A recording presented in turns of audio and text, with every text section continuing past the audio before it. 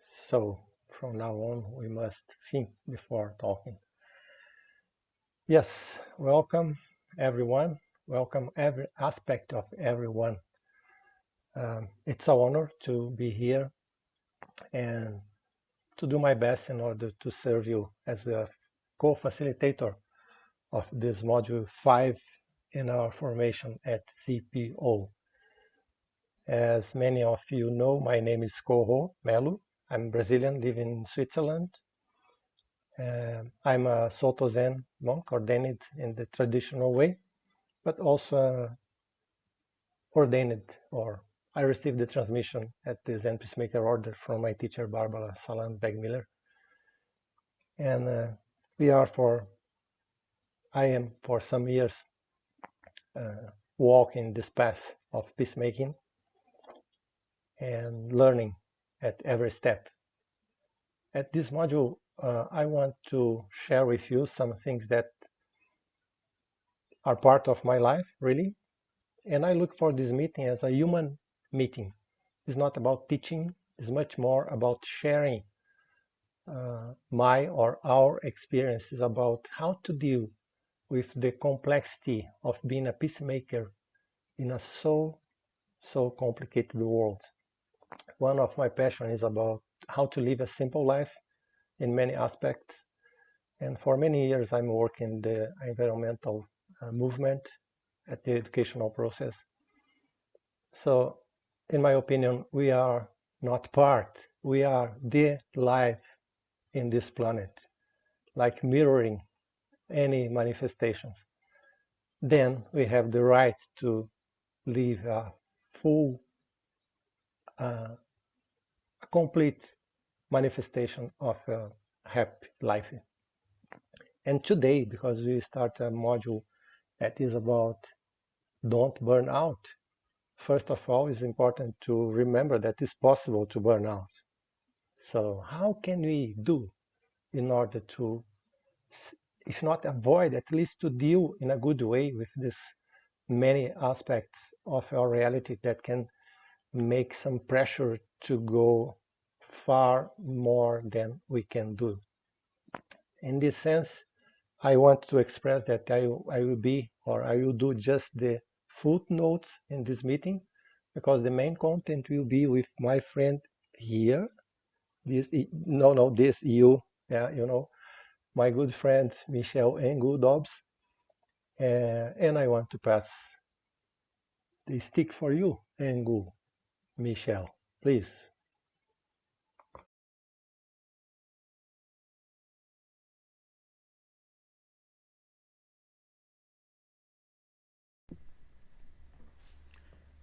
Thank you.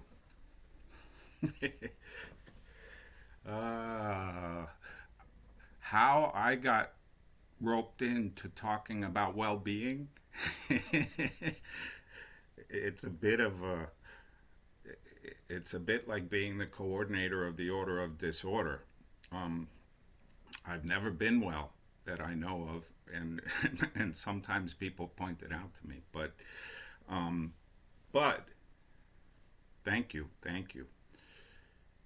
I th- I I think that one of the important things. I live a life of being burnt out completely all the time. This morning, I was on a meeting with uh, 25 people from the company that I work for, which is a global company, discussing um, how the war in the Ukraine is affecting the cost of butter, and ugh, that I burn out on almost right away. So I think part of what I'll be talking about is the role of humor and the role of joy in our lives, and how those things, again, I don't know that they let you do more. Like the thing about burning out or self improving or any of those things is it makes it sound like then you can go ahead and do more. If you're burnt out, lie down. you know, by all means. But there's a wonderful story that I like to use about Ling Chao and Layman Pang. Ling Chao was Layman Pang's daughter. And one day, Layman Pang, he sold baskets to help, I guess, fund his practice. And he was crossing a bridge with all these baskets at the end of the day. And I guess it was a small bridge. It wasn't like the Brooklyn Bridge. And he was walking across and he tripped and he fell and the baskets just fell all across the road. And Ling Chao, his daughter, saw this and she ran up and she fell down next to him. And Layman Pang said, "What are you doing?" And she said, "Well, I saw you fall, so I'm helping." And he said, "It's a good thing that nobody was looking." So I find humor in that story, but I also find this beauty of falling down together and bearing witness and seeing, that's what she was really doing, was she was looking at his situation and she went and jumped in. There's a Micmac. The Micmac are a native tribe from the Northeast.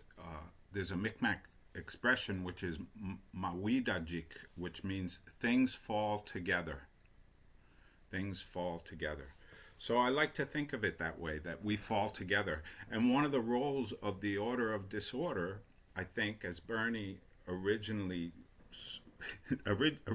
planned it, which is kind of funny that he planned the Order of Disorder, because you can't plan. It just kind of happens. But he talks about the role of the clown, or the being to wake up to the fact that we're all. I like to use Yiddish expressions, so if you don't understand them, I'll try to explain them. But they're wonderful. It's a wonderful language because it has words like mishigas, mashugana, schlep, a bunch of other good words. And mishigas is like the whole catastrophe, this big mess that we live. So anyway, the clown wakes us up to the fact that that's life. Life is this crazy coming and going and heartbreak and joy, and ever changing, as the Buddha liked to say. And so one of the things that I notice in that is that we sometimes get stuck in seeing life as one way or another, and that we feel like it's a great burden, or we feel like it's just an endless to-do list or something, and then we really miss it. I was flying back we had a meeting in South Dakota with Lakota elders, a beautiful, wonderful meeting. And we were flying back just a few weeks ago, and I was in the airport, and I have my mask on, which I can't show you, but it's a clown mask. And I'm standing in the airport, and all of a sudden this little girl sees me, and she's looking, she's like, and she goes, Dad, there's a clown behind you. And the father is busy, he's like not. And she's getting, Dad, there's a clown behind you. There's clowns all around us, even. And unfortunately, he never looked. And she looked at me, and she gave me the, I don't know. And I said, I know that he's missing the magic, you know. That's the thing. Like, so often our stories about our lives, we've got to do something. We're at the airport. I have to get all this, and we miss the beauty. We miss the joy, you know. So I hope that what we'll explore together um, is is ways of connecting to and finding that joy that's all around us, that we're part of. We're never separate from it, you know. But we forget, you know, just like Buddha nature, you have a clown nature too. Some people have it more than others, and you can tell they have big red noses. but but you know, remembering that, and it's not to say, like, one of the things that's always complicated is I said, how are we going to talk about joy this week? Like, you know, the world is absolutely. Hi, Sandro. The world's, you know, like nothing but hard news and sad news and you know, and still, and still, um, there's beauty, there's connection, there's joy, you know, and it's not to deny it though, that there's a there's a mess out there, you know, really not, um, but ways of still finding that that spirit within us, that life within us that longs to connect to life, your lives, my life. You know, that it's not ours. It's life inside all of us, and it longs to connect always. You know, and it connects with trees and flowers and it connects with, as my teacher used to like to say, with dog shit too. so, so anyway, um, I think that that's what we're going to be looking at. I also want to offer, you know, a little bit about how odd happened, but not too much, because it's incomprehensible. But I know that, you know, you'll have some interest in, and what people want to know, you know, like, what does odd do, and I want to know also. So maybe we'll find out together, you know. Um, so Jeff, I'm going to pass it back to you. Wonderful, because Jeff's not here, I will take the place. And translating for maybe some people, mainly from Brazil, odd is order of disorder. You know, these wise people, sometimes we must translate the teachings. And Engu is a Roshi. It's possible to see that he's far older than me. It's easy to understand that why he's wiser. But okay, no, it's really wise what you have said. But let's start with something that we have not planned, because we have two deep meetings. You know, we really invest lots of time, maybe 10 minutes, in order to prepare this module. But we have some plan, at least, to make some change on. And about human condition and about joy, we want to start to give you a chance to look in a mirror.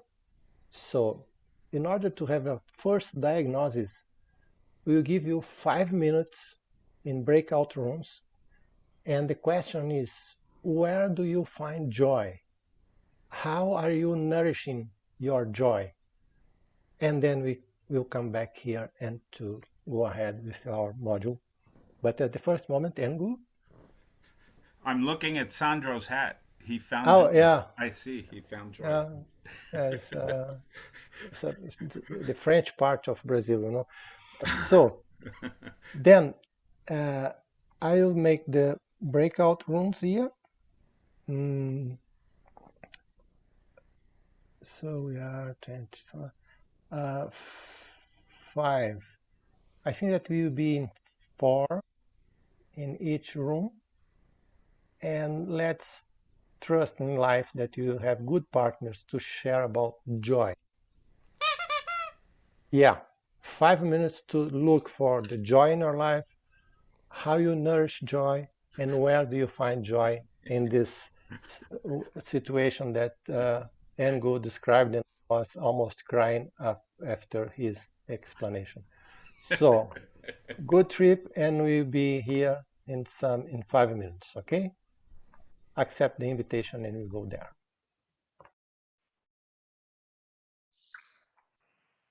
So, welcome back. I don't know about you, but every time that I'm using breakout rooms, I feel myself in this Star Trek, like, Dr. Spock, and then teletransportation and people comes and go. It's wonderful. It's a wonderful feeling. Anyway, so I want to listen 3 voices, just 3 voices, very, very briefly, 3 voices about joy. Please take the word and share with our community. 3 persons can do it. Oh, Henry. Henry is there with Eve. Don't be shy. So our group spoke to 4 themes that I think came up for us. 1 is nature. There is definitely a joy to be found in nature and connecting. 2 is connecting with others, so sharing events, activities, things like that. Movement, getting up and moving and going out and using the physical body. And then lastly, it was about expressions in other and finding joy in things like smiles and connecting with other people and seeing that. That seemed to be 4 big themes from our group. Thanks, Benjamin. 1 more?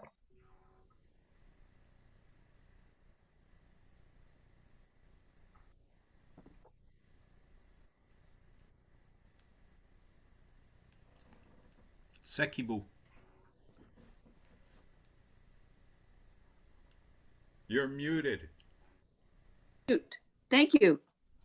In our group, we had a pirate and a border collie. So with your pets, your family, your critters, nature for sure. But I recommend the Thursday dance party. Thanks. Thanks. The third and the last one?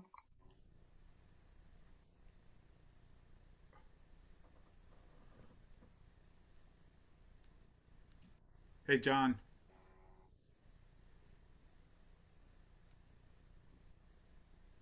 You want me to share? We had some similar themes, and I guess one thing that would be different would be that sort of finding joy in surprises. So I have routines outside with my dogs, and one of them got stuck in some stinky mud this morning. So chasing after a great heron. So we all had to have a bath when I get back. So joy in the surprises, in addition to what everybody else said. And Anne's doing some amazing stitching. Hold your stitching up, Anne.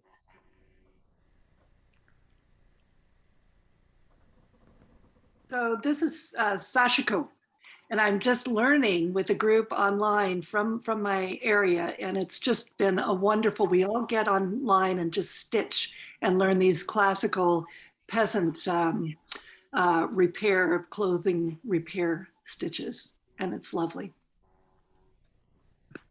Wonderful, Anne. I will not take my Sashiko work because it's so far, but also I'm learning right now. But what is the main point is, core point here. We are humans. I don't know if this is a good news, but we are humans. We have the same nature, and in some way, we find joy in the same things. With some level of health, we will find joy in the same aspects of life. But what's important, in some way, all of these manifestations refers to community. So this common unity of being human.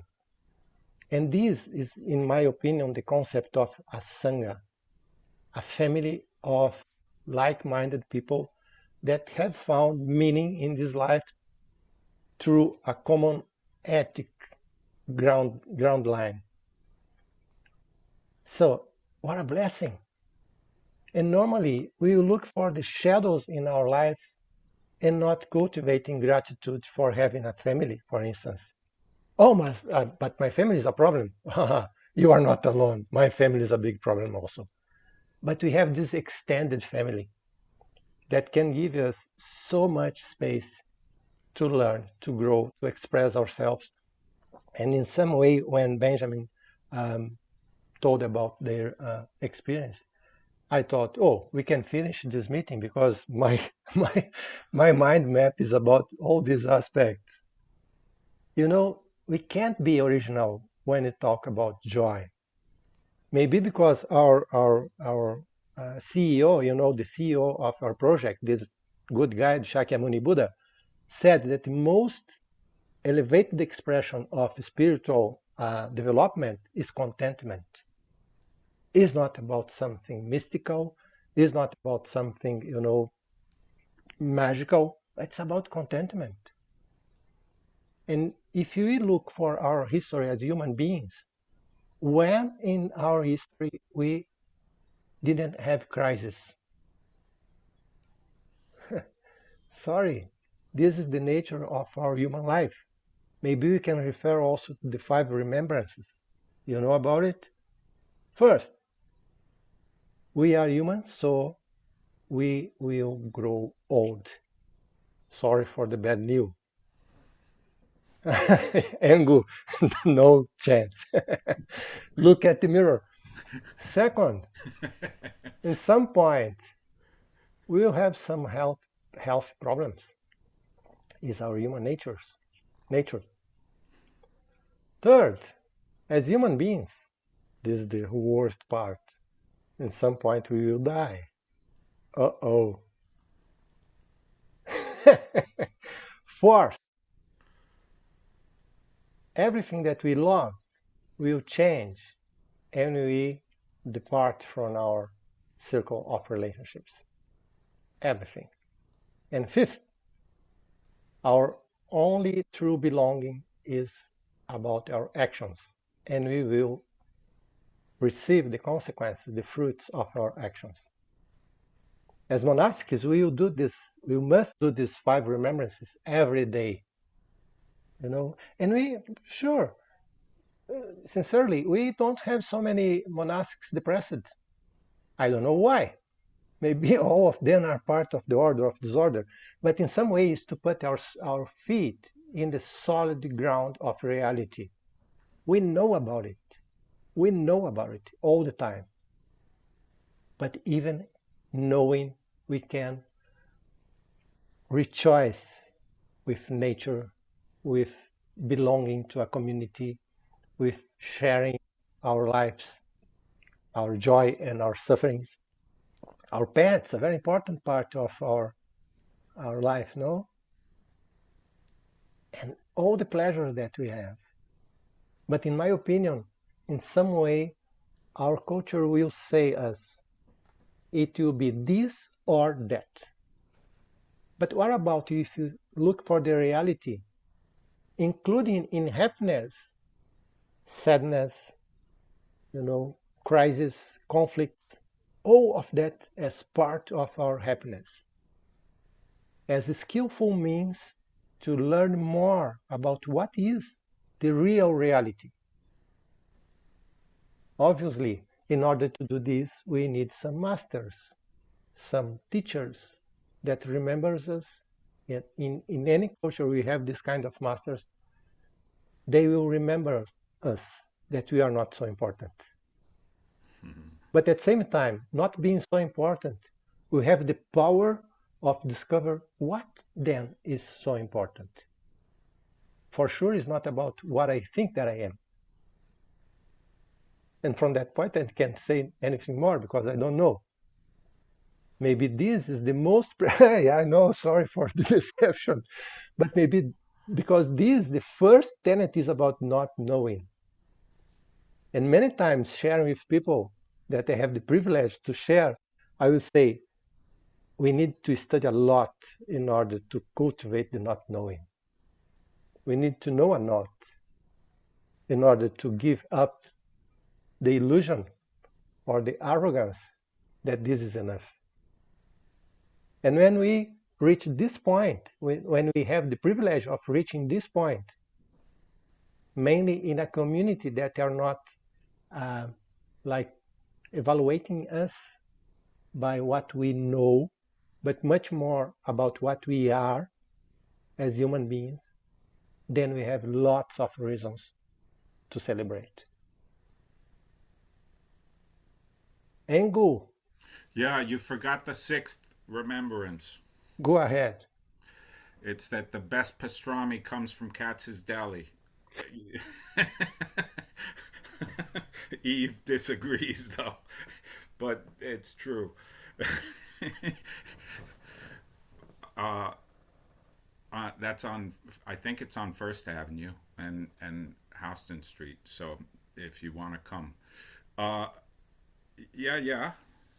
You know, I think when I was one of the things is that humor really has two. There's kind of two forms of humor that I see in the world. One of them is the kind that connects us, and I think that so many of the things that people talked about in talking about their joy is that connection, whether it's with a pet or whether it's with our friends, our community, listening to music, creating art. But there's this sense of connection that happens, and that's where our deep and abiding joy exists, you know. And it's in those moments when we don't feel connected that that that joy disappears or seems to, and so I think a lot of the best kind of humor and the kind of humor that we try to focus on is the kind that points out the connection, and also points out our human, all of our human foibles, right? How foible is our human silliness, you know, how silly we are, how silly we all are, and it's good, you know, it's good, and that to remember that we're all, you know, futzing around in our own way, and trying to do the best that we can. There's another kind of humor that disconnects, where somebody is the brunt, you make fun of somebody, yeah, and I'm always interested when I watch comedians to see what kind of humor they're holding, because I think that the really funny and best kind of comedy and humor is where it brings us that feeling of connection. Ha, you, and sometimes surprise, like, you know, huh, as John was talking about, like that the unexpected often is so wonderful, because it brings us also close to that sense of not knowing. It brings us close to the reality of our lives, which is that we don't know. We walk around pretending that we know all day long, you know, but we really don't. And so I think that's those are the two types of humor. I was going to talk a little bit about the order of disorder and how it started, and would you be interested in that, though? Thumbs up, thumbs up. I don't know how it started. No. So I shared with Jeff, and I think he shared with the group, this wonderful article that Bernie wrote, or an interview with Bernie from the early 2000s, when he was talking about, it's called Working in the Cracks. Working in the Cracks. And I encourage you to read it, because it does have a lot of that was when it was just nascent, like it was just being born. And he had gone around and seen at a lot of zendos that people were taking themselves too seriously, you know, or themselves and this practice, and they were making it into something dead, you know, and and not only dead but killing, you know, that and it's funny because as Bernie was doing this work, like independently, I one day was we used to do kinhin, you know, walking meditation during our sesshin or zazenkais, and I started wearing a clown nose when I was doing kinhin, just to see if anybody would even notice, you know. There's clowns all around, but nobody noticed. Except my teacher. He beat me with a stick. But, you know, that's his problem. But so Bernie saw this, and that was, and I think also he had been, you know, I think he was in difficult relationship with the Soto Church, and he was just ready for a change. And this was what he saw as he went to study clowning with Yuhu, who I hope you've all had a chance to meet, and if you haven't, maybe we can bring him in. Who's a clown? He's a real clown. It even says it on his business card. It says Yuhu, Mr. Yuhu, clown. You know, so he studied with Yuhu and found ways to you know, and then Bernie being Bernie, he tried to organize it.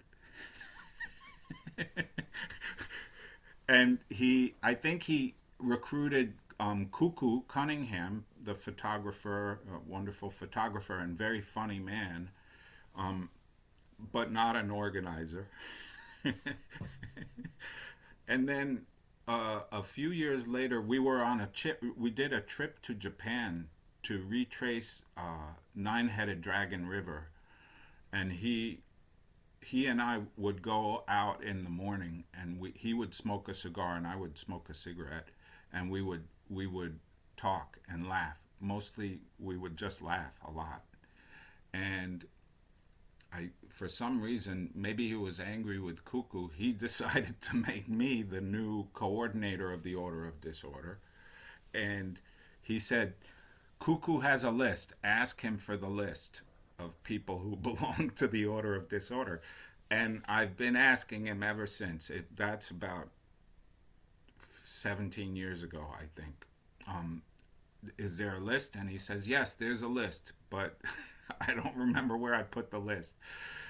So, but one of the things about the Order of Disorder is we say everybody's a member from the start.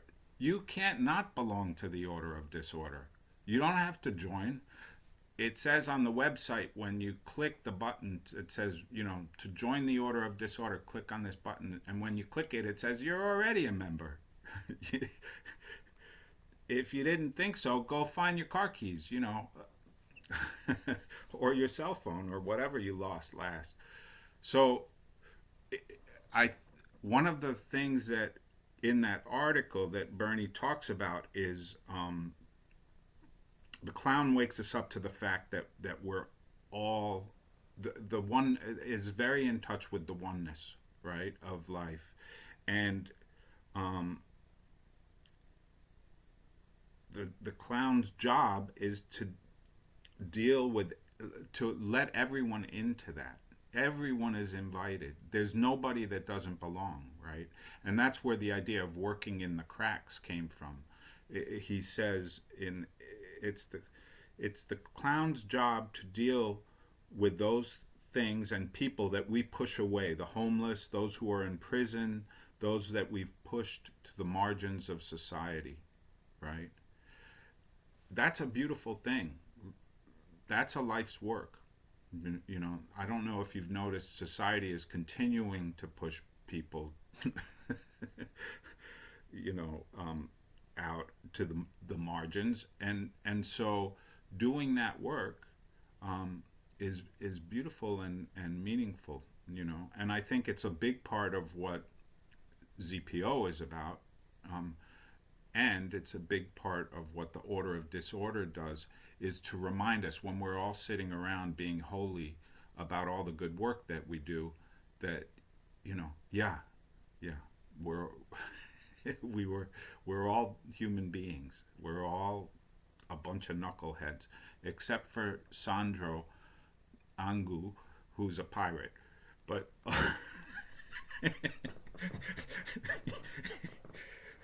he named himself Engu, which is a honoring my name, which is so sweet, but it's also a dish that's eaten in Brazil. So I am going to go get Engu as soon as I can. I'm going to order it in a restaurant. And that's his Order of Disorder name, Engu. So, yeah. The clown wakes us up to the fact that all of those who've been pushed out are a part of us. And so that's what we do. And then we feel that connection. You know, then we live in that connection that we actually have all the time, but we, like, there are clowns all around, but like that father in the airport, you know, some of us are too busy on our cell phones to see the clowns. So luckily the TSA also was too busy to see me, but yeah. So all of that being said, should we do an exercise in silliness or something, Jeff? I think so. Even because it's Jeff that's saying so, it's not my responsibility. Go ahead. Mr. O'Keefe, did you have a good St. Patrick's Day? Not yet. Well, it's too late now. Okay, a silly exercise. We've been doing this for almost an hour, so I think it's time to get, except for, okay, Ivamni, I'm not going to suggest that you do this because you're driving, okay? You don't have to give me the thumbs up. Are you paying attention?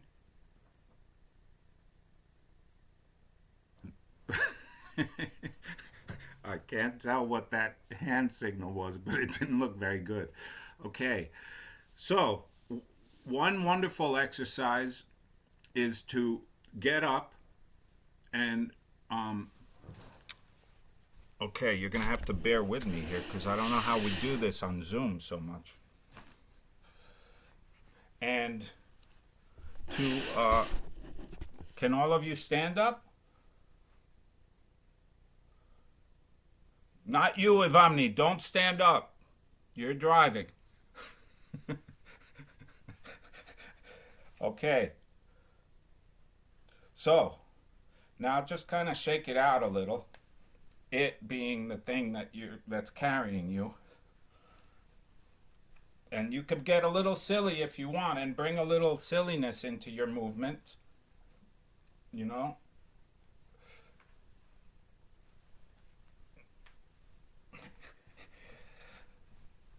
Hey, Jeff, you're not standing up.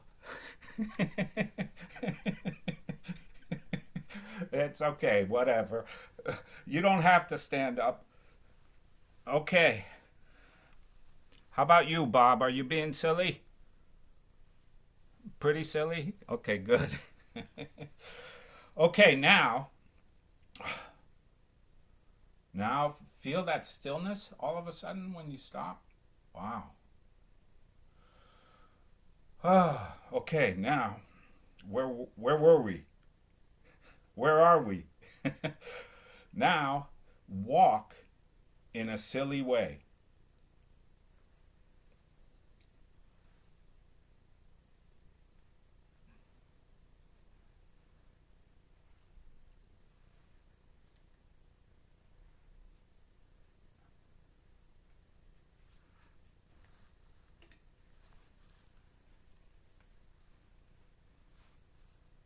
What? Mark, that's a dog. Oh, I thought you became a dog. That was pretty amazing. Ivani, how are you doing that while you drive? Oh, very Good. happy. Happy.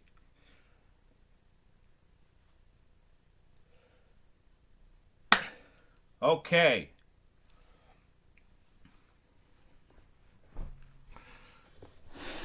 All right, everybody.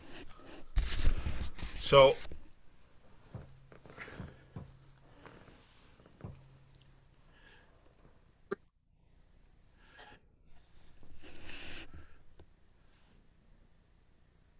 hi, Ellen.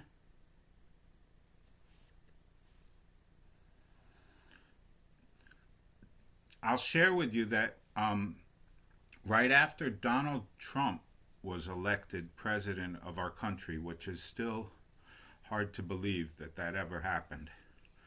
But the very weekend after, Yuhu and I were scheduled to do a workshop at ZCLA on humor and lightness.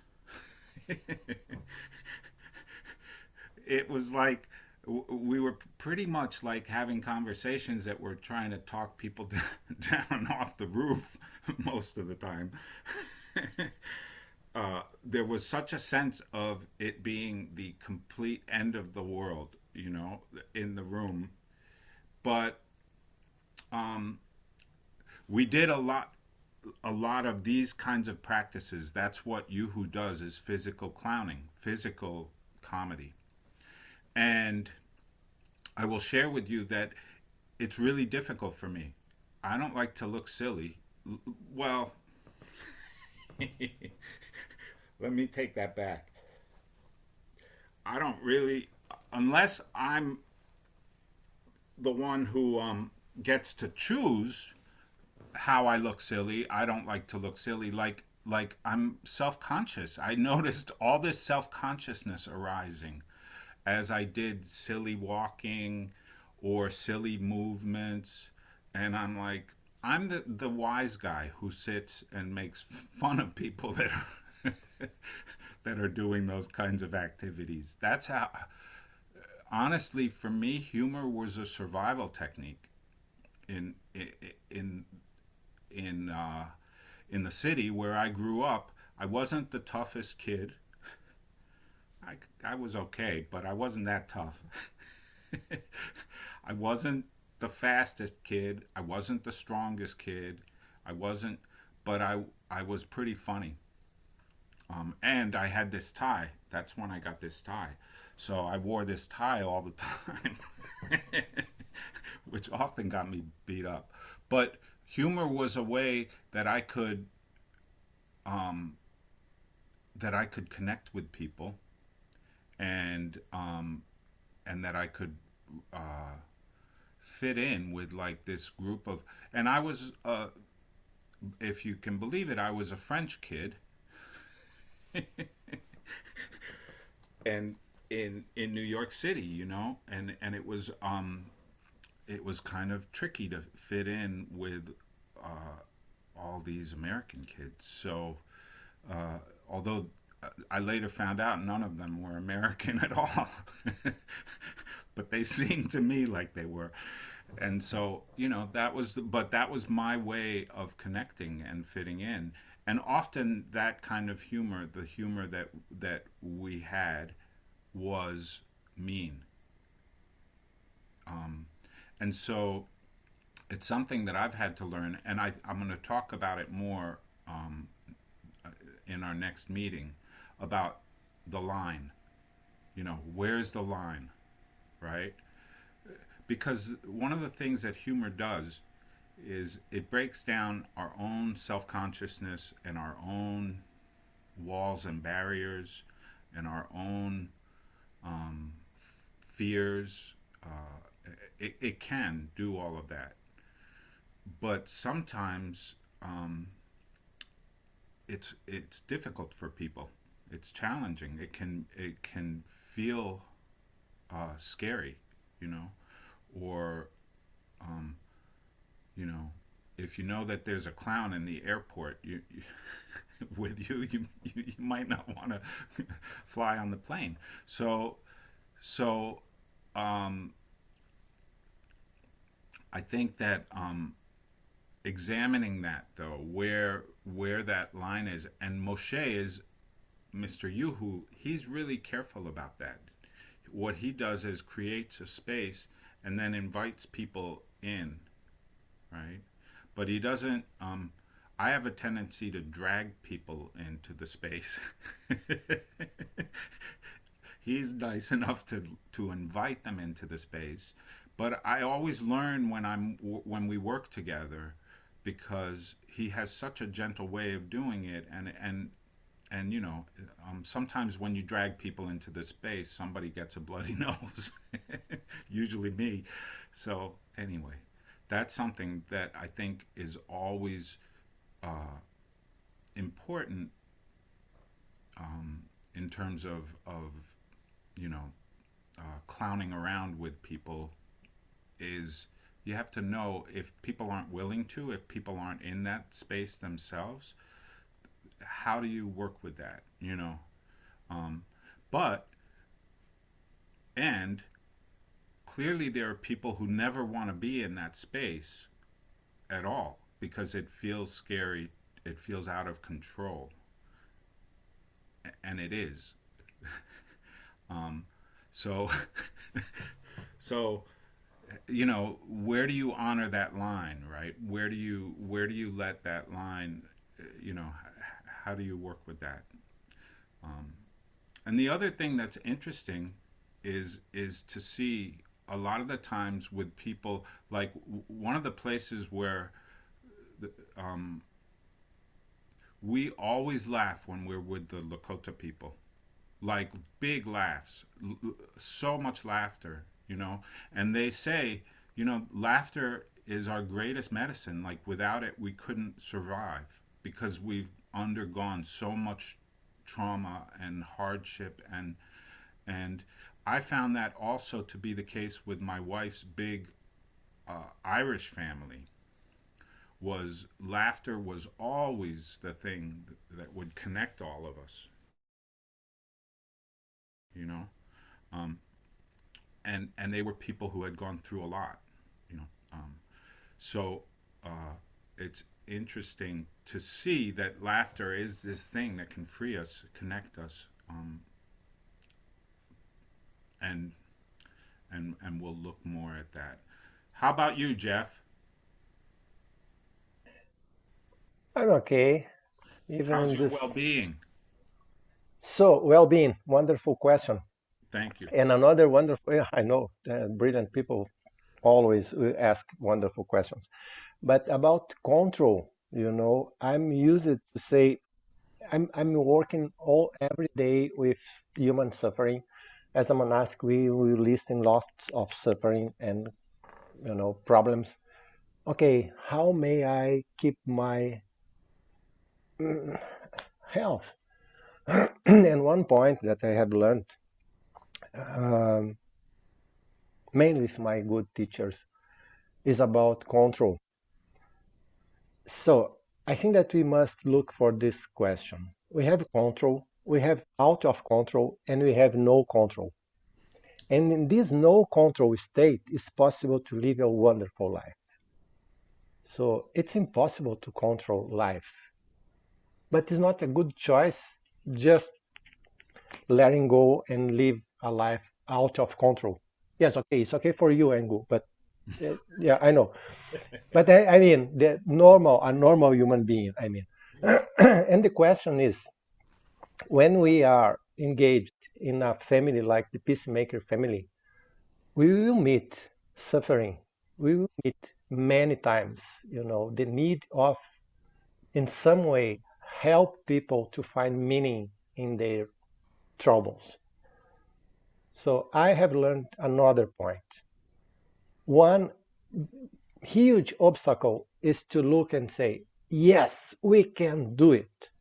everything. We are the solutions. We are the, the good ones. I have bad news. You will be frustrated, and probably you will burn out. Yes, I know that it's difficult. Even to me, it's difficult to say I'm not perfect. Do you believe it? But I'm not. I know, Engu. I know it's difficult to believe, but I'm not perfect. No. Yeah, sorry. But then, what a freedom! What a freedom to be imperfect. And told about Sashiko. I'm from North Japan, Hokkaido. So this art came from the challenges of having no conditions to have good clothes. Then they learned the technique of making layers, boro. But it's so much art that can come from our challenges if we have the right approach. So it's not a good choice to think I can do everything. But also, in my opinion, it's not a good choice to say, we have no power to change anything. This is just alienation. Yes, we can do many things, but not everything. In any case, it's possible that we have more conditions, more power, more efficiency if you are together, nourishing collaboration and sharing a community. Because this is a wonderful image. There is no forest without trees, but a tree alone is really not so meaningful as a tree in a forest, mainly in a tropical forest. If you go to, to Amazon, you see what a richness in diversity. So we have lots of reasons to celebrate our family, our Maker family. Because here, just looking here, I can see Martin Pradel from Australia, friends from Brazil, lots of people from USA. We here in Europe, Germany, Switzerland, and so on. So in some way, maybe you didn't realize yet, but we are taking the control of the world. It's just a question of time. Yeah, you are laughing. I like that I'm giving you reasons of joy, but it's just a question of time. Nature will progress, and in some way, again, in my experience, in my opinion, the most important sign of spiritual realization is contentment. And this we can cultivate in a better way if we are together. Because in some way, it's so beautiful to read the scriptures and the sutras and all, this stuff. I like it. It's beautiful. But what is the meaning in my daily life to know by heart, so beautiful sutras? If this will not make me a more human person. And besides control, another very important word related to good humor and, lightness. Needs. Are you taking care about your needs? And normally when I say about that, people think about money. Try to eat money. We have a wise man in Brazil, Ailton Krenak, that said, I have a dream to take 5 huge bankers, these people with so much money that's impossible to imagine, and to put these people inside, this place where they keep money safe, and you stay there for 1 month. Eat your money. Use your money as a source of contentment without nothing anymore. And no problem about having money. But remembering not, one more time, Bernie, if you have a dinner, a dinner table with lots of food, there's no problem. Just invite more people to share the food with you. And we have a wonderful, sacred meal here. So a community of practitioners, a community that share the same ethics, that are learning together, that are walking together in this life.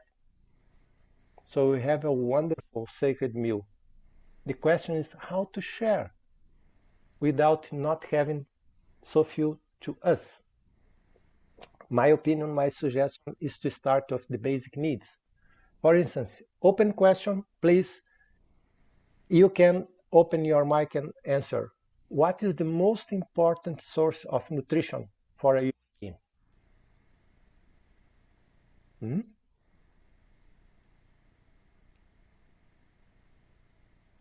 Human touch. Again? Human touch.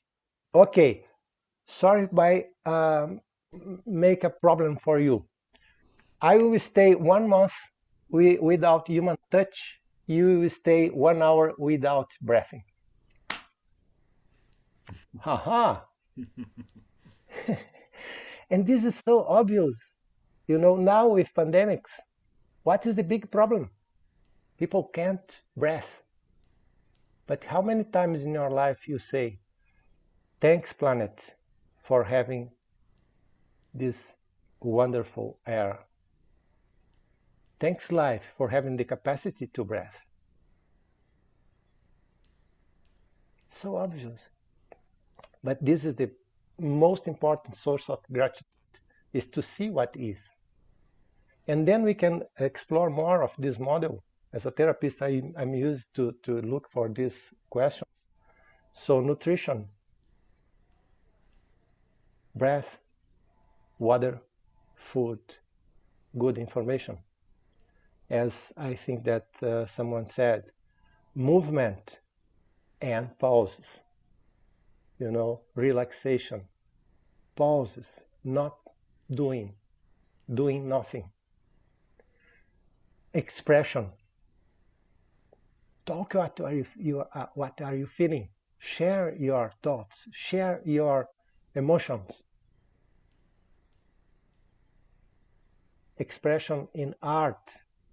We are lacking so much art in this world. It's like life is just about survival. Sorry, we are human beings. We need art. All traditional people will do art. And we have learned with a friend in Brazil, at Chukaramãe Kakavera. He said, all human beings are a special kind of artist. An artist is not a special human being. Every human being is a special kind of artist. But then you have no goals when you are doing art. So, thanks to Joseph. Joseph is logging out. And finally, I don't know about you, but in my culture in Brazil and a little bit here in Switzerland also is a big question, relationships. It's a basic need to have nourishing relationships. As a peacemakers, how can we nourish good, not good, good is a moral evaluation, but meaningful relationships with challenges for sure, but alive relationships. And this is the Sangha. Probably you know this image from Japan, that Sangha is a pot with rice grains and some stones. And then life will shake us. And then this is the Dharma working. We will be more polished in order to nourish the circle of life. I love this image of Sangha. So when we have some challenges, maybe you have faced some in your Sangha, I don't know. This is life, the Dharma working in order to make you more polished.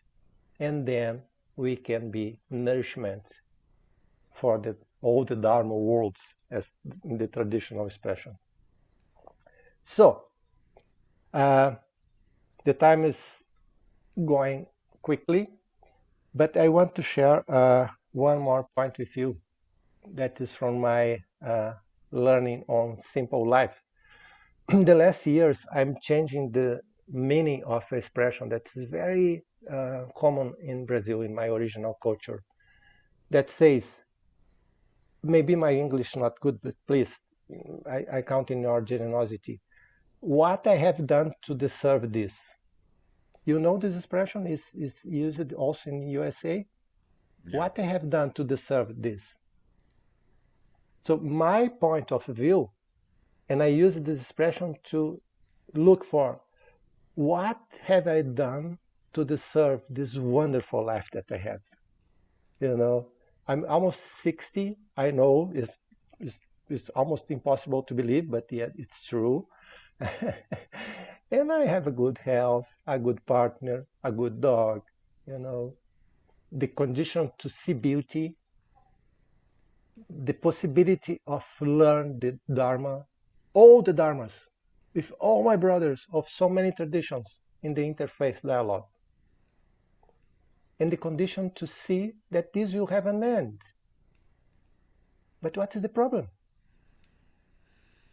Everything have an end, no? As our CEO said, the Shakyamuni Buddha. But an end is somewhere. Now I'm here, and now I can enjoy this life. And the suffering is part of the game. So I will do my best. I will nourish myself in my community of sisters and brothers and fellows.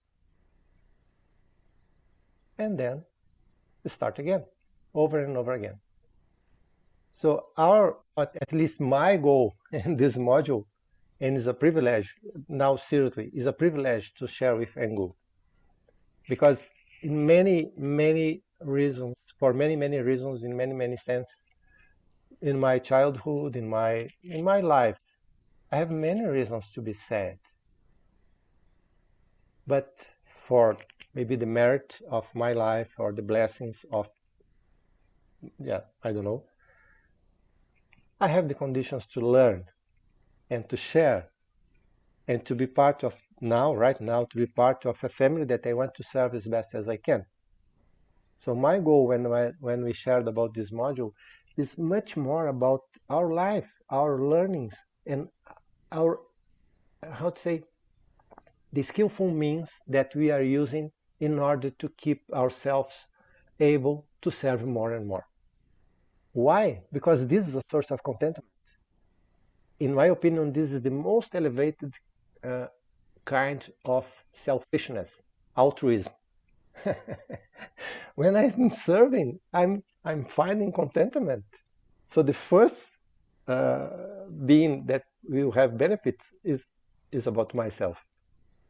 But because we have at all no divisions, life is one. We have the solutions in this paradox. So now, because I have shared so many good questions, Mr. Engu Dobbs, you can go ahead and to prepare our next session. Yeah, we don't have much time, but I would love to hear 2 words or 3 words from everybody. So I'm going to go around. I call you all screenlings. You're beings on my screen. And I'm going to call on you as I see fit, okay? So Sandra, tudo bem? Tudo bem. 3 words? You could go with 4, but we don't have a lot of time, so 2 words. okay. Silliness and happiness. Yeah. Tudo bem. Thank you. Hi, Martin. Hello. The words for me is connecting, and I need sleep. That's what I need. Yeah, it's late. Jeez. Well, get some sleep. As I said, if you're burning out, lie down. or just if you're tired. Hey, Marcelo. Oh, be together and enjoy it. Thank you. Hi, Gail. Hi, it feels great to connect with everyone again. Thank you. Nice. Thank you. Hi, Michael. En español, no sé. In English, no sé. Thank you. Hi, Sekibu.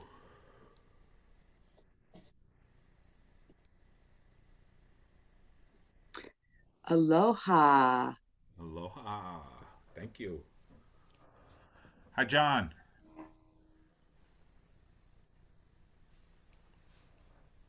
Intersecting silliness, remembrances.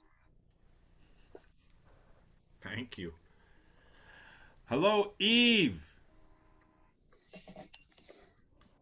The order of serious people. Oh, I'll have to explain the politics of how there's an order of serious people. Ay, ay, ay. Another day. Hi, Ku-en. Marja. Let go. Yeah, good. Thank you. Hi, Anne. Warm sunshine right over there. Ooh, looks nice. Hi, Diane. Connection and reverence. Opa. Thank you. Hi, Mark. Commonality and sharing the stupidity. Very good. Very good. That's advanced. Engu. Joy, it's a connection and a way to see the life. And it's that. Thank you. Gratitude. Or uncivilized, too. Ivamni.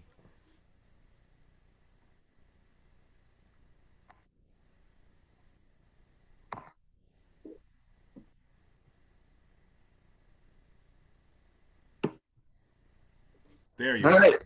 So in Brazil, we say shit for all. Shit for all or break your legs. Thank you. I think. Bob, what do you say in Annapolis? Pizza, pizza. Good. Hi, Sasha. Chaos, wonder. Yeah, chaos.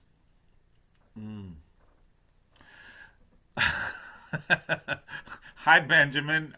Nice that you elected yourself. I did. And my 3 words today are root beer float. Thank you very much. Hello, Ellen.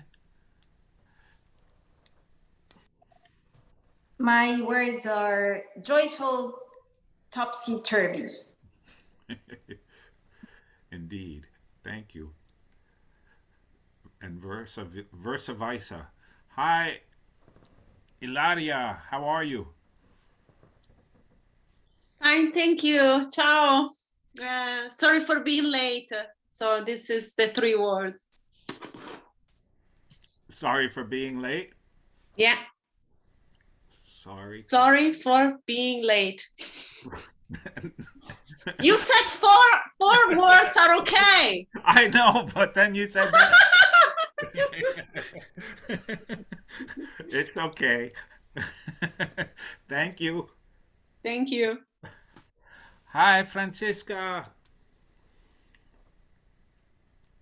Hello. Time chaos in Switzerland. Uh-oh. That that might not work. Good luck, though. Hi, Al. Seiko. Hi, I'm going with daylight savings time. That's pretty good. Hi, Lorraine. Thanks. Your hand shrunk. Hi, George. Hi, gratitude and peaceful. Wonderful. Well, thank you all. And you know, since we started with Layman Pang, there's another beautiful Layman Pang story that's about things falling together. When he used to go around and bother all the Zen teachers of his time. he was a real pain in the butt. He would go and bug them. And he went to visit Yakusan, and he stayed with him for a while. And when he was leaving, Yakusan, it said he did this out of respect, but I think he wanted to make sure that Layman Pang was really leaving. So he sent a bunch of monks with the layman to escort him to the gate and to bid him farewell. And they said, don't let the gate hit your ass on your way out. No. And it was snowing. And the layman said, beautiful snowflakes, they fall nowhere else. That's the story about falling together. So, beautiful snowflakes, they fall nowhere else. So, I hope that you all take good care of yourself and it's a really important time to do it. Do as much as you can while you're awake and sleep enough. Especially you, Martin, get to bed right away.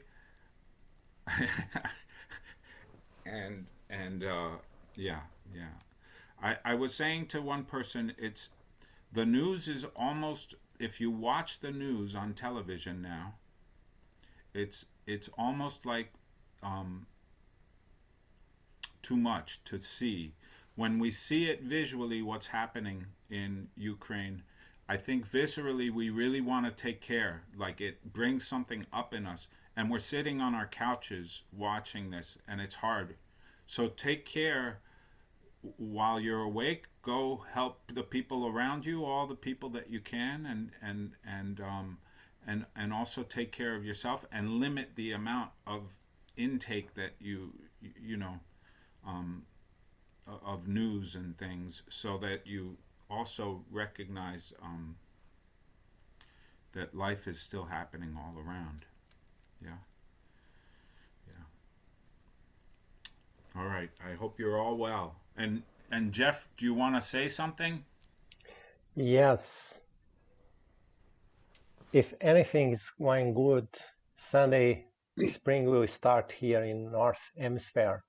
So we have reasons to celebrate.